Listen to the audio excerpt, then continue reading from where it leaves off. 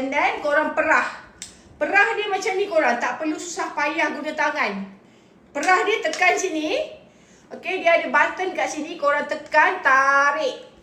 Okay, tarik and then korang perah. Tak perlu guna tangan untuk perah. And then lepas tu mop sambung balik. Lepas tu korang mop gitu. Korang dekat TV pun korang boleh ni, contohnya TV kan. Korang boleh lap macam tu. So Kak Oya ada 2 mop korang yang Kak Oya nak kena review. Okay, Kak Oya dapat free sample. Hai Cik Ros. Okay, satu lagi mop yang pakai wipers. Okay, satu lagi mop yang ni. Hai Cik Ros, terima kasih Cik Ros.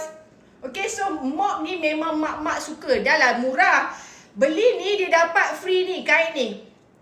Kain ni korang. So dia kecil je korang. Lepas tu korang boleh simpan dia dekat dapur